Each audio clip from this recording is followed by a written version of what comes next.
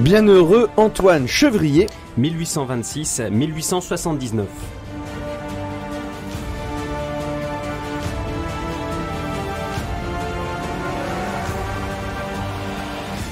Prêtre séculier du diocèse de Lyon, le bienheureux Antoine Chevrier s'est enfoncé au cours de la seconde moitié du 19e siècle dans l'une des plus misérables banlieues existant alors en France, la Guillotière.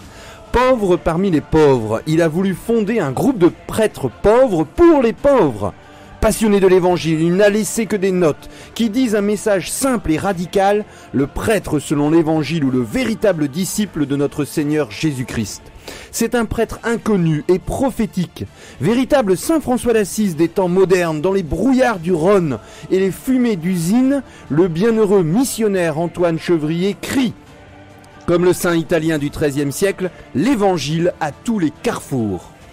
Dans ce premier épisode de votre nouvelle émission Pèlerin de Dieu, découvrons ensemble le chemin de la vocation sacerdotale du bienheureux Antoine Chevrier, depuis son école primaire cléricale et son collège dans un petit séminaire jusqu'à son ordination en 1850 à 24 ans et sa nomination comme vicaire à la paroisse Saint-André de la Guillotière. Pèlerin de Dieu avec Franck Bétoir et le père Jean-Baptiste Masson sur RCF Nord-de-France.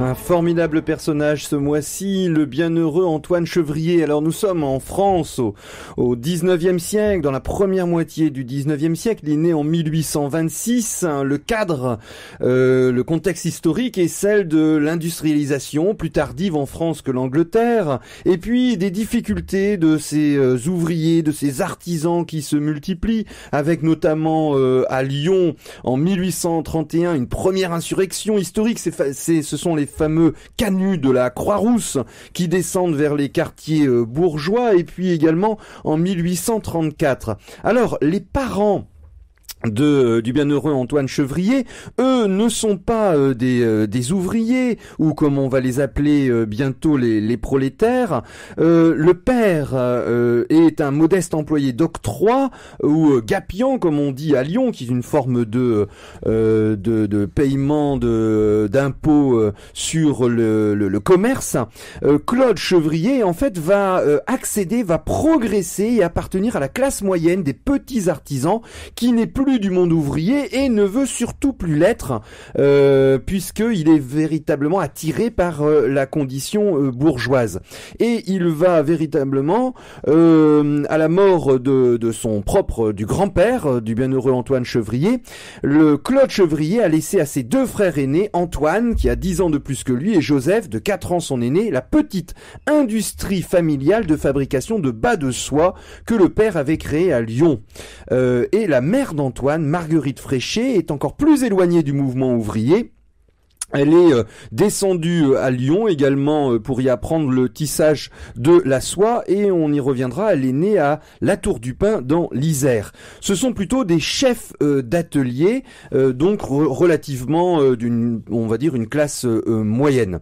Il est né le 16 avril 1826, le jour de Pâques, et c'est tout à fait intéressant puisque le 16 avril 1209, Saint François d'Assise fait profession entre les mains du pape Innocent III de vivre selon le seul évangile, et Saint Benoît Labre, qui est à peu près qui est plus à la fin du XVIIIe siècle, hein, et qui va être notamment béatifié au même moment que de la vie du bienheureux Antoine Chevrier. Et lui, le Saint Benoît Labre, est mort un 16 avril. Et il va être baptisé le lendemain, et c'est tout à fait étonnant parce que les parents, selon les archives qu'on en a conservées, ne se sont mariés que 3 mois plus tôt, parce qu'ils ont profité de la fameuse année 1826, année du grand jubilé, qui fut l'occasion de nombreux mariages légitimés pour faire régulariser leur situation. Pour planter un petit peu le décor, on a un père qui est plutôt bon, en retrait, et une mère relativement autoritaire, on en reparlera. Et finalement, il va avoir une enfance relativement préservée jusqu'à 10 ans, où va naître une vocation sacerdotale. Donc il vit cette enfance comme fils unique dans ce foyer dont on connaît finalement assez peu de choses. On vient de décrire donc un milieu ouvrier qui s'élève, qui s'émancipe et qui va vers une condition plus bourgeoise. Un fils unique entre un père doux et bon qui mourra assez tôt quand même donc en 1866, tandis que la mère survivra jusqu'en 1886, et donc c'est assez compréhensible que dans les écrits, dans les échos de l'histoire de cette famille, eh bien la mémoire de la mère soit plus présente avec son aspect autoritaire, comme on le reverra par la suite. Et que le père plus doux et effacé soit aussi moins présent du fait de sa mort prématurée. Alors, donc, cet enfant grandit dans un foyer qui ne semble pas marqué par une piété particulière. Donc, on accomplit ses devoirs de religion, mais il n'y a pas de marque de foi très vive. Donc Marguerite, qu'on appelait la mère Chevrier, était très certainement chrétienne, mais elle a plutôt montré son sens du courage, du travail, son sens de l'économie, une femme peut-être un peu autoritaire et dominatrice contre laquelle Antoine saura marquer sa différence. Elle a élevé son fils avec une certaine sévérité. Alors est-ce que cette sévérité venait de la tradition familiale? On en sait assez peu. Mais donc il est sûr que Antoine Chevrier a une éducation marquée par un grand rigorisme moral, mais pas forcément une très grande piété religieuse. Alors d'où va lui venir son attrait pour Dieu? C'est en dehors de la famille. Il va faire ses premières études chez les frères de la doctrine chrétienne dans le quartier jusqu'à l'âge de 14 ans. Alors, un des vicaires de la paroisse Saint-François le remarque et lui propose de devenir prêtre, appelle que le jeune accepte volontiers, et qui va faire que de 1840 à 1843, pendant 3 ans, jusqu'à l'âge de ses 17 ans, il va fréquenter l'école cléricale de la paroisse, c'est-à-dire un groupe donc avec des temps d'enseignement pour les jeunes garçons, qui les dispose et les met à niveau pour pouvoir possiblement entrer au séminaire.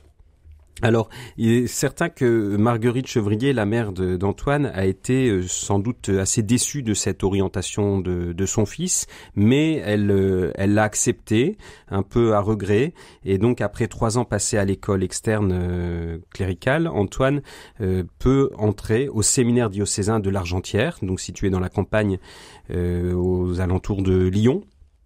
Et donc dans ce temps d'études au séminaire de l'Argentière, il va suivre ses études secondaires, montrer des aptitudes intellectuelles correctes, jugées suffisantes pour qu'il entre ensuite au grand séminaire.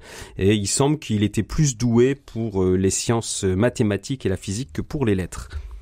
Alors ses études vont se poursuivre, vous l'avez dit, donc après une école cléricale, on pourrait dire c'est l'école primaire, il va au petit séminaire qui est l'équivalent de notre collège, et puis également il aura le petit séminaire va conduire jusqu'au lycée, où là il était à l'écart de la ville de Lyon, et pour le grand séminaire il a 20 ans, il revient à Saint-Irénée, au nord de Lyon, près de la Croix-Paquet, entre le centre et la Croix-Rousse, et là s'est complètement enserré dans le milieu d'une cité. Ce sont les Sulpiciens Saint-Sulpice de Paris qui ont les disciples de Ollier, du père Ollier, qui avait la tenue de ce grand séminaire. Alors on va retenir notamment certains personnages, le père Denavy, qui lui va être le directeur spirituel de la maison et professeur de liturgie, et notamment gagné à la liturgie romaine. Alors ça, c'est une petite graine, parce que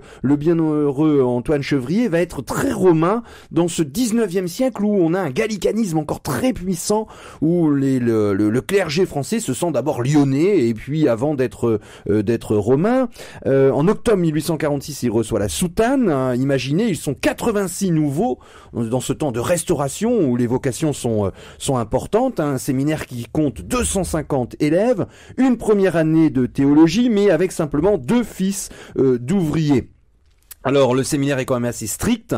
La règle est appliquée d'une façon très précise, mais on considère qu'il va bénéficier durant ces années de séminaire de la belle spiritualité de saint Alphonse de Liguori, ce grand évêque italien qui va redécouvrir la grande miséricorde, le Dieu amour qu'avait quelque peu atténué une sorte d'hérésie chrétienne qu'on appelle souvent d'inspiration janséniste, en montrant un Dieu uniquement dur, pesant et puis qui en manquant de tendresse. Et puis le deuxième point, c'est que le directeur du séminaire, le père Duplé, va beaucoup insister sur l'écriture sainte, ce qui est un autre point pour bien comprendre la personnalité du bienheureux Antoine Chevrier. Et il va faire de la lecture de la Bible et notamment du Saint-Évangile et des lettres de Saint Paul la grande lecture de sa vie. Le dernier point, c'est qu'on est dans un temps missionnaire avec des missions qui partent partout. Une autre personnalité, c'est la vénérable Pauline Jaricot, qui est tout à fait contemporaine de notre bienheureux Antoine Chevrier. Ces appels missionnaires et ce souci de la prédication et notamment le catéchisme qu'il reçoit comme véritablement préparation dans ce temps de séminaire.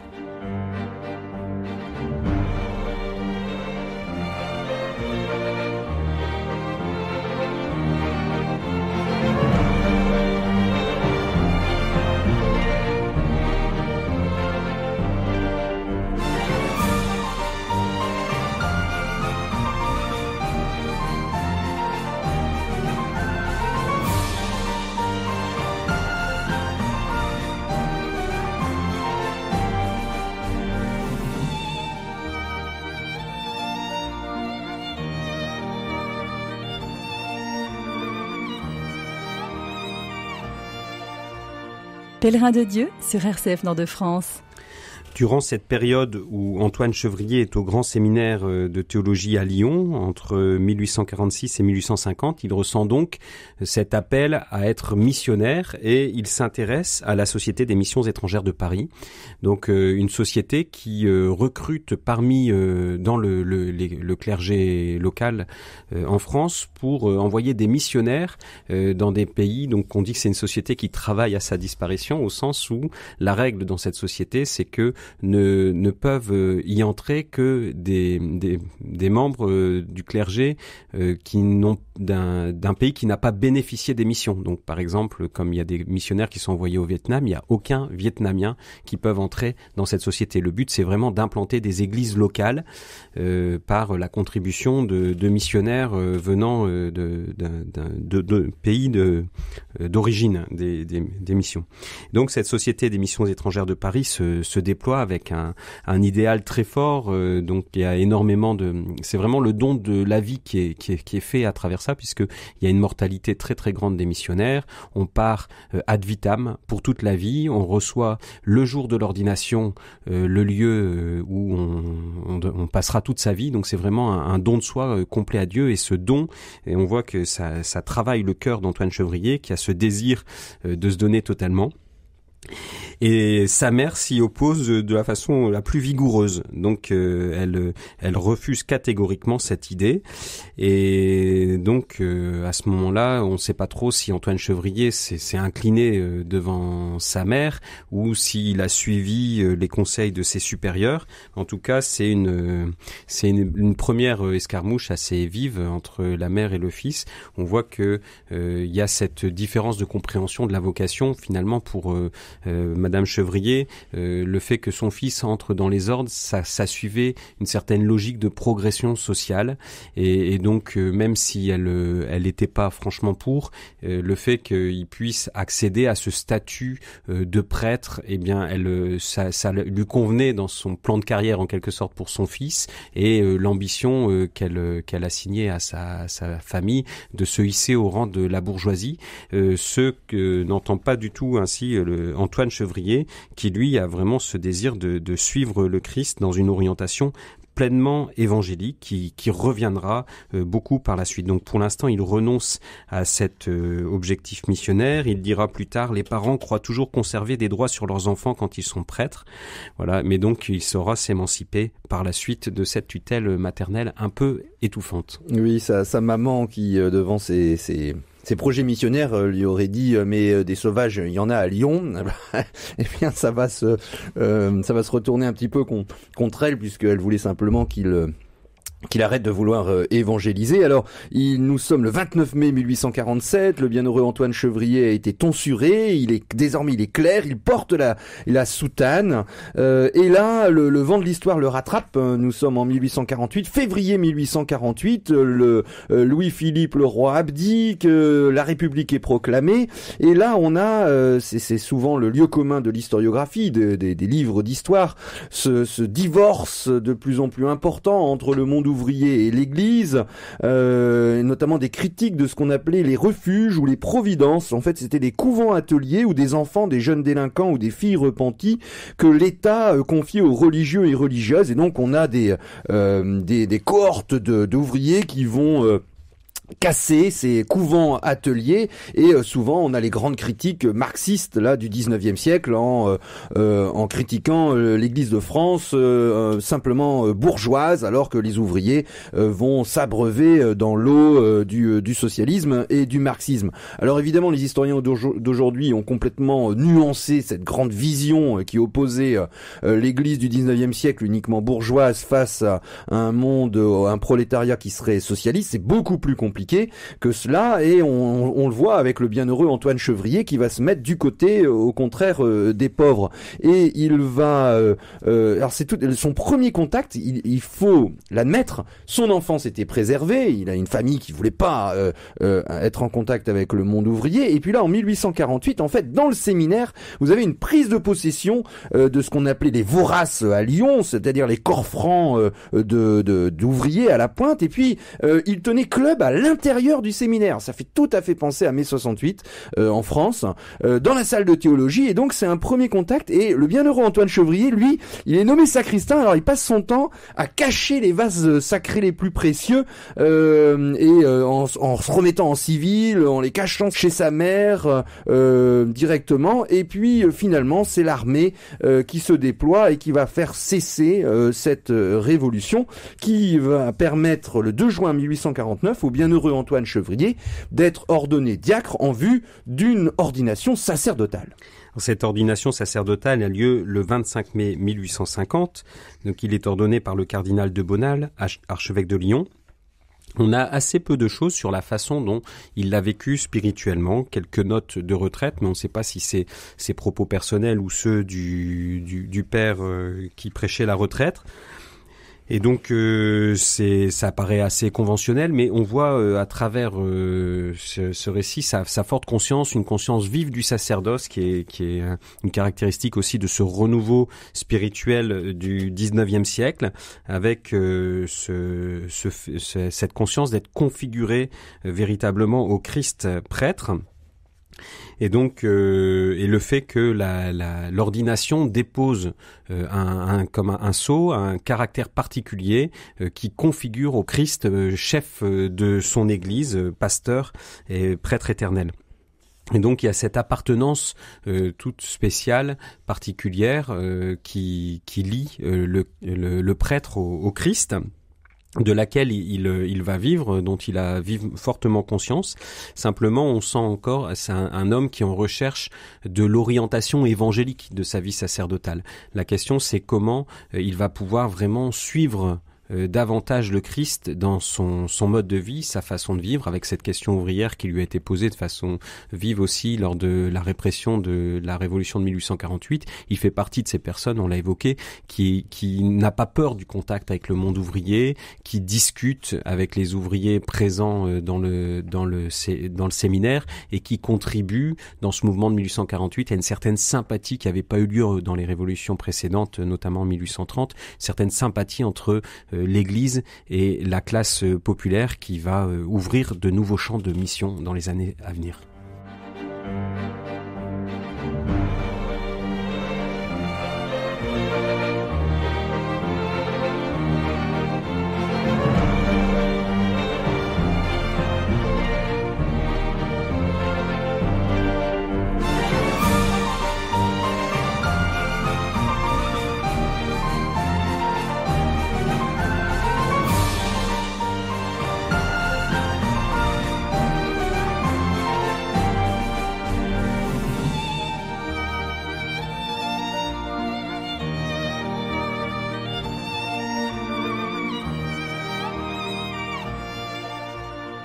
Pèlerin de Dieu sur RCF Nord-de-France. Le samedi 25 mai 1850, le bienheureux Antoine Chevrier est ordonné prêtre des mains du cardinal de Bonald dans la primatiale Saint-Jean avec 49 autres diacres, presque 50 prêtres.